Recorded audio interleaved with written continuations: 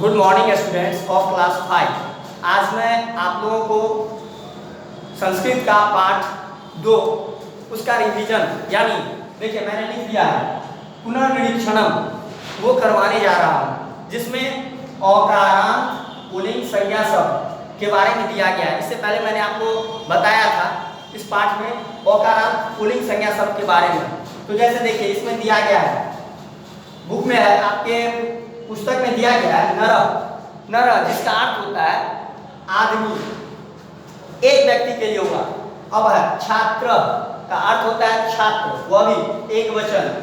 अब है सैनिक अर्थात सैनिक कहिए या फिर सिपाही कहिए, वह भी एक वचन शब्द है। अब आ जाइए हंस यानी हंस, शुक अर्थात तोता, मयूर अर्थात मोर, अश्व अर्थात घोड़ा, हरिण यानी हरिण, और फिर सिंह अर्थात शेर या फिर सिंह कहिएगा। तो अभी जो मैंने ये शब्द आपको पढ़ के सुनाया है, ये सारे जितने शब्द हैं वो औकारांत पुल्लिंग संज्ञा शब्द हैं। अब देखिए इसमें दिया गया बुक में आपको संस्कृत में लिंग, वचन इत्यादि के अनुसार शब्दों के रूप बदल जाते हैं। जिस तरह से लिंग या फिर वचन, इसके अनुसार से जो है शब्द का रूप भी जो है वो बदल जाता है।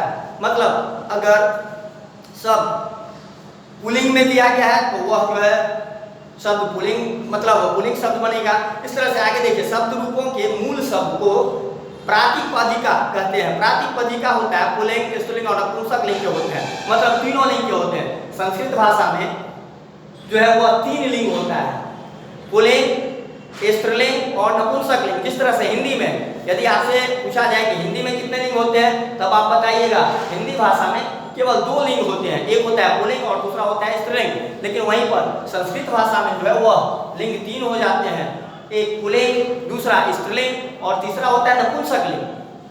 ठीक उसी प्रकार से जिस तरह से हिंदी भाषा में वचन जो है वह 2 होते हैं, एक होता है एक वचन और दूसरा होता है बहुवचन।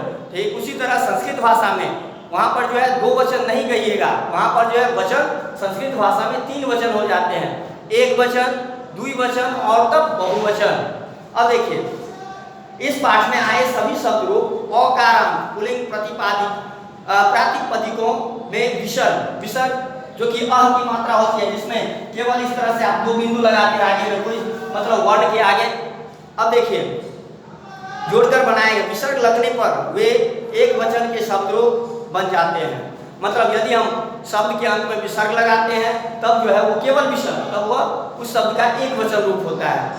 अब जैसे यहाँ देखिए प्रातिपदिका में दिया गया नर, इसमें अगर मैं विसर्ग लगा दिया नर, ये जो है एक वचन का शब्द रूप हुआ। वैसे ही बालक यह प्रातिपदिका है, इसमें विसर्ग लगाने से यह बालक यह जो है सब एक वचन का हो गया। अब इसमें शब्द संग्रह दिया गया है जो कि मैंने आपको इससे पहले पढ़ा चुका हूँ और उसका मैं आज पुनर्निरीक्षण कर रहा हूँ, मतलब रिवीजन कर रहा हूँ। उसमें आपको मैंने शब्द संग्रह के बारे में बताया था कि आपको इस शब्द संग्रह को पढ़ करके याद करना है।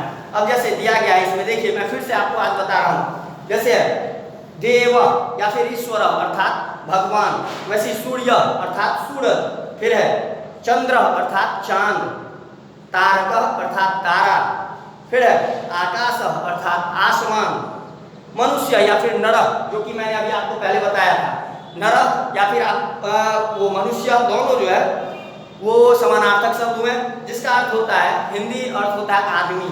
वैसे ही अध्यापक वह जिसका मतलब होता है शिक्षक, वो पुल्लिंग शब्द है। लेकिन अगर वहीं पे शिक्षिका किसी स्त्री के लिए कहेंगे तब अध्यापक नहीं कह करके अध्यापिका कहना है। अब देखिए छात्र अर्थात विद्यार्थी, पाद जिसका मतलब होता है पाँव, हस्त यानी हाथ, कर्ण अर्थात कान, वृद्ध यानी बूढ़ा। अब है आपनिक का अर्थ होता है हिंदी में दुकानदार।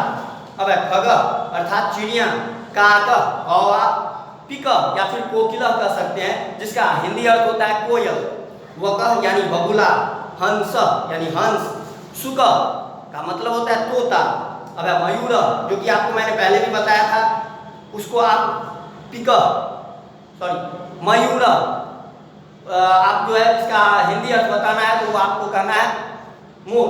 वैसे अश्व घोड़ा, व्याघ्र बाघ, सिंह सिंह, शशक अर्थात खरगोश या खड़ा, वृषभ यानी बैल, गर्धव यानी गधा, उष्ट्र ऊंट, मृग हरिण, श्रृगाल जिसको हिंदी में कहते हैं सियार, वानर यानी बंदर, बाल या फिर बालक यानी लड़का, मीन या फिर मत्स्य यानी मछली, मंडूक मेढक, कूर्म कछुआ, करकट केकड़ा, कीट कीड़ा, मुस्क चूहा, गज हाथी, बिडाल बिलाव, श्वान या फिर कुकुर जिसका अर्थ होता है कुत्ता, बाण यानी वान। तो अभी मैंने यह शब्द संग्रह आपको पढ़ करके बताया, संस्कृत के साथ उसका हिंदी अर्थ भी बताया, वो आपको पढ़ के याद करना है। अब आगे देखिए, आपके पुस्तक में दिया गया पढ़ें और समझें। संस्कृत के शब्द 3 लिंगों में बटे हुए हैं। अभी मैंने आपको पहले ही बताया था कि संस्कृत भाषा में लिंग जो है वह 3 होते हैं।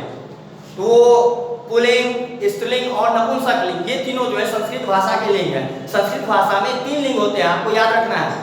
वह कौन सा है? तो क्या सब है देखिए, एक हो गया पुल्लिंग, दूसरा हो गया स्त्रीलिंग और तीसरा होता है नपुंसक लिंग। सामान्य रूप से जिनसे पुरुष का बोध हो उन्हें पुल्लिंग कहते हैं, मतलब पुरुष जाति का बोध कराने वाले जो शब्द होते हैं वो पुल्लिंग होते हैं, और स्त्री का बोध हो उन्हें स्त्रीलिंग यानी स्त्री जाति का बोध कराने वाले शब्द स्त्रीलिंग होते हैं।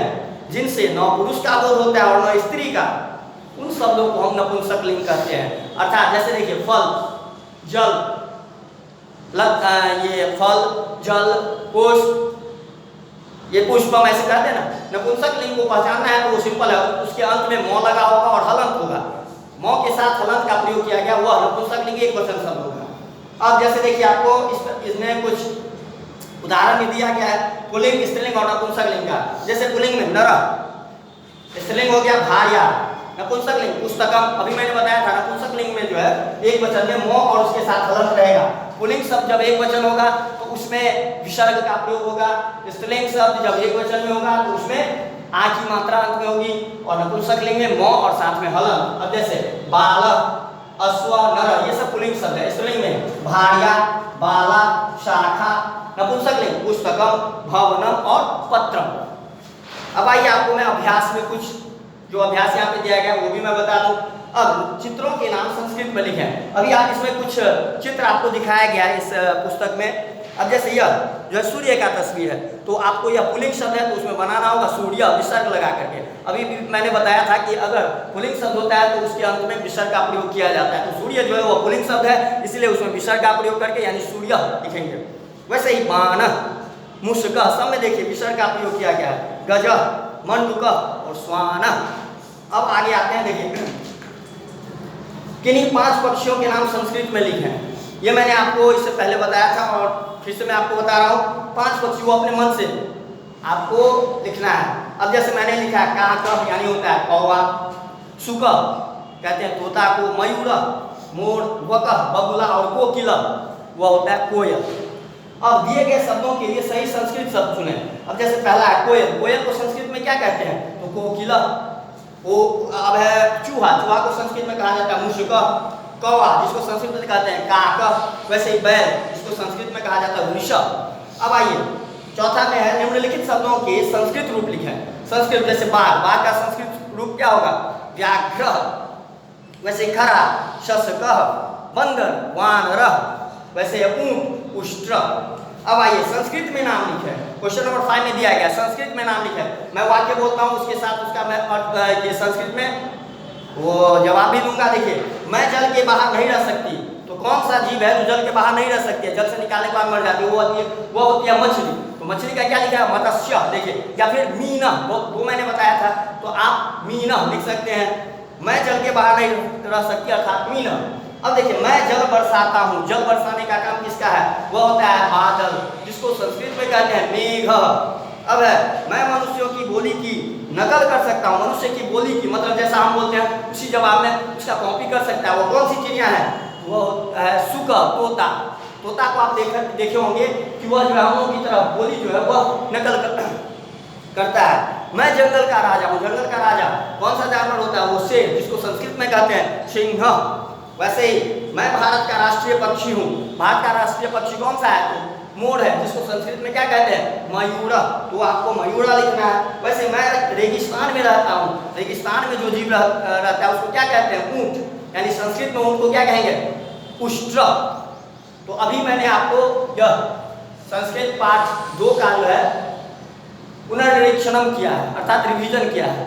तो मैं उम्मीद करता हूँ कि इस वीडियो को देख करके आप इस पाठ को अच्छी तरह से समझ गए होंगे। Okay, thank you.